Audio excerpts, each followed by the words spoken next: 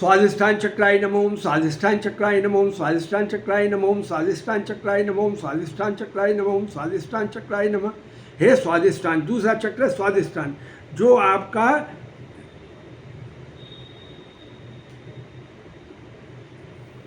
लिंग है, लिंग के पीछे जो चक्र होता है उसे स्वादिष्ठान चक्र बोलते हैं। हे स्वादिष्ठान चक्र, आप जागृत हो, आप जागृत हो, आप जागृत हो, और मेरे मन बुद्धि चित्त अहंकार को भगवान के इसी चरणों में लगा दें। मैं मायाबद्ध हूँ, मुझे माया से मुक्त कर दें और मेरी प्राणवायु को ऊर्ध्वगति प्रदान करें, ऊर्ध्वगति प्रदान करें, ऊर्ध्वगति प्रदान करें। मैं आपका पूजन अर्चन वंदन करता हूँ। हरि ओम।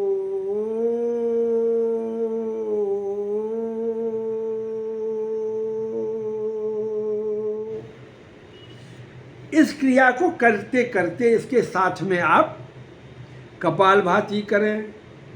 कपालभाति में आपको क्या करना है? नाक से सांस को फेंकना है और कहीं जोर नहीं लगाना है। जो आदमी कपालभाति करेगा वो 100 साल जिएगा। ये बात जो है निश्चित है, बाबा रामदेव जी ने कहा है, मैं नहीं कह रहा हूँ अपनी बात, पातंजलि ने कहा है, ऋषि पातंजलि ने। तो मैं देखिए कपालभाति कर रहा हूँ।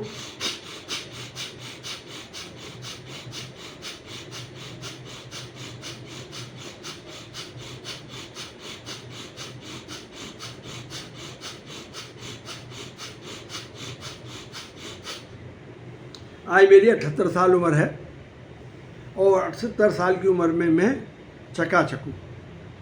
खूब खाता पीता हूँ मस्ती से। जो ब्राह्मणों को भोजन चाहिए, अच्छे से अच्छी मिठाई, खीर, पुआ, उनका प्रयोग करता हूँ और चकाचक हूँ आज की तारीख। खूब आमों का प्रयोग कर रहा हूँ, इस समय आम आ रहा है। बेलपत्र का प्रयोग कर रहा हूँ। बेल मैंने स्टोर करके रखा है अपने फ्रिज में।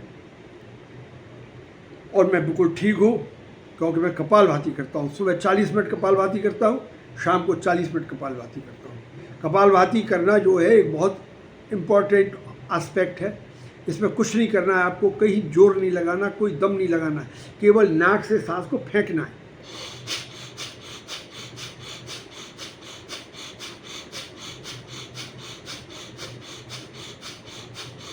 अब आप देख रहे होंगे जब मैं सांस को फेंक रहा हूँ तो मेरे कोठे नहीं चल रहे हैं, मेरे हाथ पैर नहीं चल रहे हैं, बिल्कुल मैं शांत बैठा हुआ हूँ और मेरा पेट चल रहा है।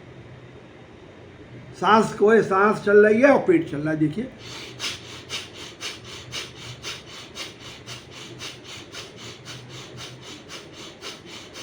जिसकी सांस चलेगी तेजी से उसके फेफड़े शुद्ध रहेंगे, खून को साफ करेंगे, वो निरोग रहेगा।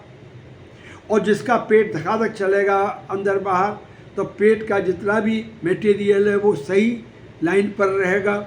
और आप ये बलवर्धक एक्सरसाइज है, इससे बल बढ़ेगा, शरीर में बल बढ़ेगा, जीवन बढ़ेगा आपका। जो मनुष्य की उम्र है 100 साल, उस तक आप चले जाएंगे यदि आप दोनों टाइम 15-15 मिनट कपालभाति करते हैं तो। और जो विधि मैं बता रहा हूँ इसके माध्यम से करेंगे तो आप जो है निरोग 100 साल जिएंगे और आपका मोक्ष हो जाएगा, ये गारंटी है।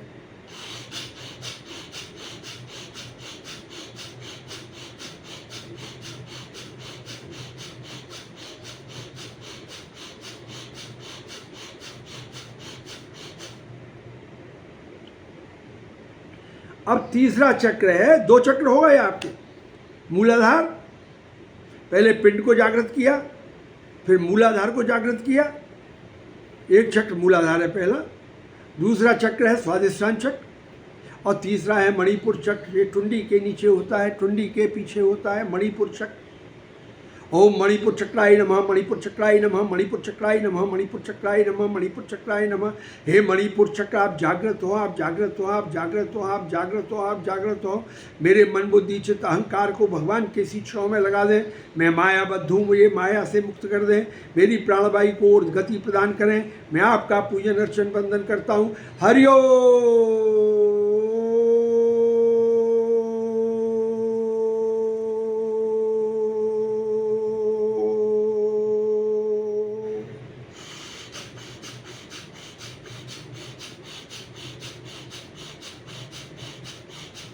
करें कपालभाति निरंतर। और जो मैं साधना बता रहा हूँ उसको करें। इसमें कोई खर्चा नहीं है, नो पेमेंट, फ्री की एक्सरसाइज है। पर इस पर इसे लागू करें अपने शरीर पर। आपको मैं गारंटी से कहता हूँ आप 100 साल जिएंगे, निरोग रहेंगे और भगवान का मोक्ष प्राप्त होगा आपको। करें कपालभाति, कुछ नहीं करना है, नाक से सांस को फेंकना है बस, दम से।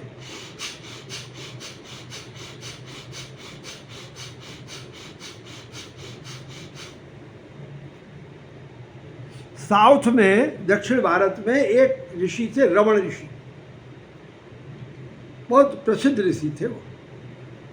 उन्होंने, रमण ऋषि ने बड़ी पुस्तकें लिखी हैं, उनका आध्यात्म यूट्यूब पे है। उन्होंने कहा है यदि हम अपने से ये पूछें कि मैं कौन हूं, तो आपको मोक्ष प्राप्त हो जाएगा। अपने को जानना ही मोक्ष है। तो वो कहते थे को हम को हम को हम को हम को हम को हम को हम को हम को हम को हम को हम को हम को हम। अंदर से आवाज आई, एक अरवण पर्वत पर रहते थे, पर्वत के उस छोर से आवाज आई, या अंदर से हृदय से आवाज आई, सो हम सो हम सो हम सो हम सो हम सो आप सो हम हैं। तो उन्होंने कहा मैं शिव हूँ, मैं शंकर हूँ, मैं आशुतोष हूँ, मैं भोला भंडारी हूँ, मैं सत्यम शिवम सुंदरम। हरिओ।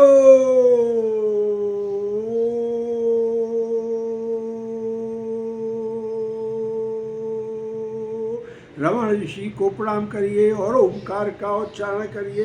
हरिओ।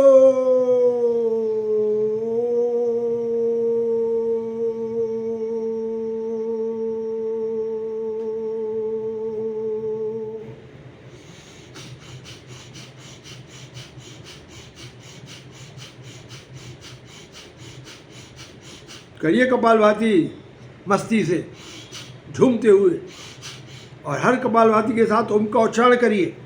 ओम शब्द ब्रह्म में।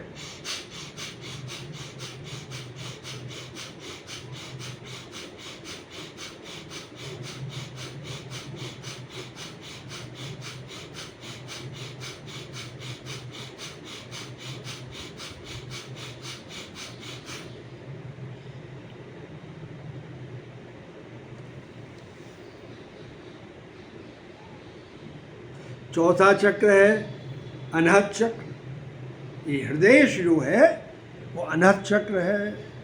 ओम अनहत चक्राय नमो, अनहत चक्राय नमो, अनहत चक्राय नमो, अनहत चक्राय नमो, अनहत चक्राय नमो। हे अनहत चक्र, आप जागृत हो, आप जागृत हो, आप जागृत हो, आप जागृत हो, और मेरे मन को दीक्षित अहंकार को भगवान के शीशों में लगा दें। मैं मायाबद्ध हूँ, ये माया से मुक्त कर दें। मैं आपका पूजन अर्चन, मेरी प्राणवायु को गति प्रदान करें। मैं आपका पूजन अर्चन वंदन करता हूँ। हरिओ।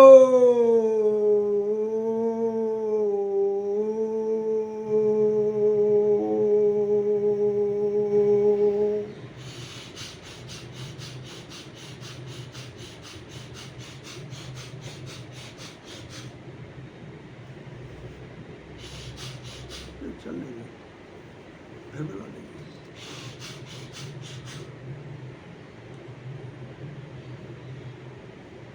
शरीर के हृदय रूपी घोंसले में दो जीव रहते हैं, एक जीवात्मा, एक परमात्मा।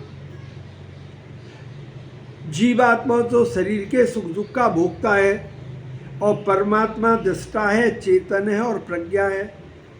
अहम प्रज्ञानम ब्रह्मा, हम प्रज्ञानम ब्रह्मा, हम प्रज्ञानम प्रज्ञा है। तो अहम प्रज्ञानम ब्रह्म, मेरी ये प्रज्ञा ही ब्रह्म है। ये प्रज्ञा क्या होती है भाई साहब? जैसे टोरेंटो पावर की बिजली सप्लाई हुई, तो घर के जितने भी इलेक्ट्रिक अप्लाइंसेस हैं, टीवी है, फ्रिज है, पंखा है, लाइट है, सब जल रहे हैं। इसी तरह से भगवान ने ये शरीर बनाया है, ये कंप्लीट यूनिट है, पूरी कंप्लीट इकाई है। इसमें प्रोडक्शन ऑफ पावर होता है, चेतना बनती है। कैसे बनती है चेतना? हम सांस लेते हैं, छोड़ते हैं, उससे चेतना बनती है। हम भोजन करते हैं, उससे चेतना बनती है। हमारा दिल धक धक करता है और खून को पूरे शरीर में फेंकता है और गंदे खून को खींच के वापस बुलाता है, फिर शुद्ध करके फिर फेंकता है, तो उससे बिजली बनती है, चेतना बनती है, डेवलप होती है। और ये दिल की हाथ की धड़कनें आप देखिए, धक धक नाड़ियाँ कर रही हैं, नाड़ियों से जो है चेतना बनती है और ये चेतना एक जगह एकत्रित हो जाती है। उसे चेतना केंद्र कहते हैं, उसे ही पावर हाउस कहते हैं और संस्कृत में उसे ही प्रज्ञा कहते हैं। समझ गए आप? तो ये जो प्रज्ञा है यही ब्रह्म है। ये कौन प्रमाणित कर रहा है? मैं नहीं कह रहा हूं ये वाली बात, भगवान के मुखारविंद से इस बात को कहा गया है। भगवान के मुखारविंद से वेदों का प्रादुर्भाव हुआ। वेद व्यास जी ने उसको 4 खंडों में विभक्त कर दिया। पहला वेद है ऋग्वेद। ऋग्वेद के 10,850 श्लोकों का एक अक्षर में जो सार है वो है अहम प्रज्ञानम ब्रह्मा। ये मेरी प्रज्ञा ही ब्रह्म है, मेरी ये प्रज्ञा ही ब्रह्म है। तो ये जो है ऋग्वेद का महावाक्य भी है और ये ही जीवन का सार भी है।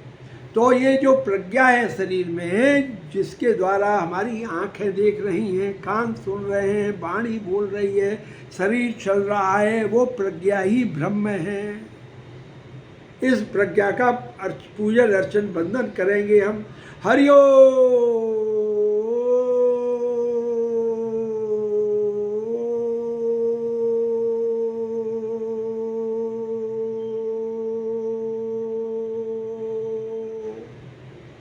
आगे भाग 3 देखिए।